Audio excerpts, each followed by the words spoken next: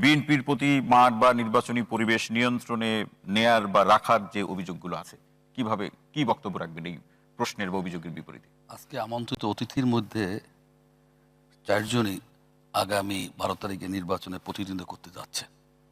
একজন এখনো অনুপস্থিত, শামীম পাটোয়ারি। হ্যাঁ, আমি আর মাসুদ কামাল ভাই।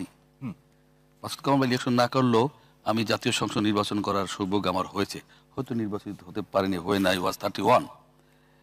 এবং আমি 73 সন থেকে এই পর্যন্ত যত নির্বাচন হয়েছে, দিস ওয়ে দ্যাট ওয়ে, নির্বাচনের সাথে আমি জড়িত ছিলাম। অভিজ্ঞতা একেবারে নাই সে কথা আমি বলবো না। জি, আমি সম্মানিত 2 জনের আলোচকের কথা শুনছিলাম। আমি জন্মের পর একটা শব্দ শুনেছি, level playing field. Level playing ফিল্ডের মাপকাঠিটা কি, এটা আমার আগে জানা দরকার। মাপকাঠি নির্বাচনে সকল আমি আসি সেখানে। এটা একটা আপেক্ষিক শব্দ, এক কথায় সংজ্ঞায়িত আপনি করতে পারবেন না। যেমন বিএনপির ভারপ্রাপ্ত চেয়ারম্যান এখন তারেক রহমান, তিনি জিয়াউর রহমান আর তার মার কবর জিয়ারত করতে যাবেন, তিনি বললেন কোনো লোক সেখানে সমাগম হবে না, দলীয় কোনো নেতা কর্মী সেখানে উপস্থিত হয় নাই, কিন্তু হাজার হাজার সাধারণ জনগণ ওখানে গিয়েছে।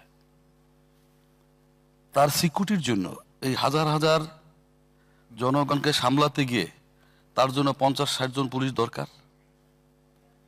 পক্ষান্তরে আমি শ্রদ্ধা রেখে বলি, জামাতের আমির মহোদয় যদি কোথাও যান, 100-150 লোক হইলে তার 5 জন পুলিশ দিলেই সম্ভব।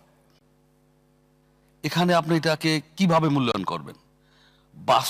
হাদির ঘটনাটা আপনি দেখেন, নির্বাচন কার্যক্রম পরিচালনা করতে গিয়ে তিনি কিন্তু তার এই দুর্ঘটনা শাহাদাত হয়েছেন।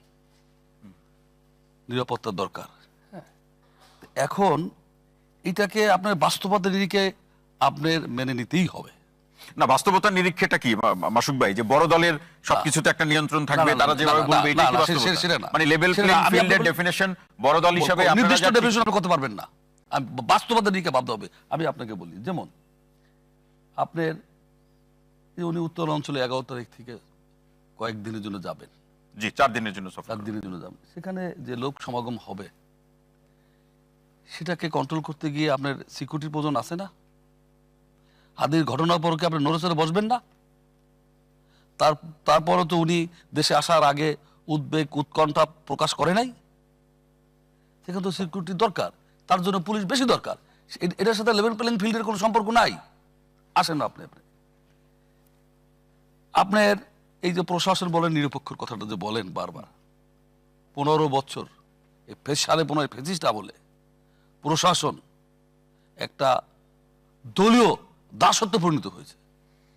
এখনো তো একই ধরনের অভিযোগ। আসি এখনো তো আমি আসতে দেন আমাকে। সেখান থেকে আপনি এই 15 মাসে এর থেকে একেবারে আপনি ইউটার্ন করতে পারবেন, নট দ্যাট এদেশে পসিবল নয়। প্রশাসন 2-1 জন যদি প্রশাসন করে থাকে, সে তার নিজের কারণে করেছে, দলীয় কারণ, নিজের কারণে। আমরা যেমন দেখেন, একটা নির্বাচনে লেফটেন্যান্ট কর্নেল আকবর সাহেব পার্লামেন্টে বলছিলেন, সব আপনারা নিয়ে যান, ইউনার ওসি আমাকে দেন, সব আপনারা নিয়ে যান। আমি তো ইলেকশন একটা ইউনার ওসি সচিব কোনো কাজে লাগেন না। নজিবুল করিম সরাসরি সচিব কোনো ক্ষমতা নাই ইলেকশনের দিন। আর একটা ক্ষমতা আছে ইলেকশনের দিন, ওনারা ইলেকশন করবে বলে দিই আমি, সর্বময় ক্ষমতা, প্রিজাইডিং অফিসার আর পুলিং এজেন্ট।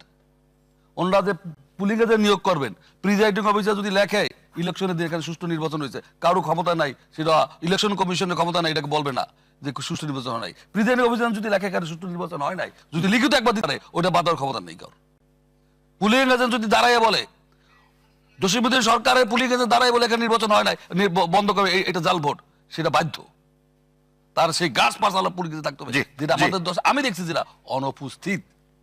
তখন আর প্রশাসনের কথা বলবেন, এই প্রশাসন আমাদের দেশে এই 15 মাসে আপনি যে চরিত্র হয়েছে 15.5 বছরে, এটাকে এই 15 মাসে একেবারে এটা একটা সময় লাগবে। আমূল পরিবর্তন করা যাবে না বলে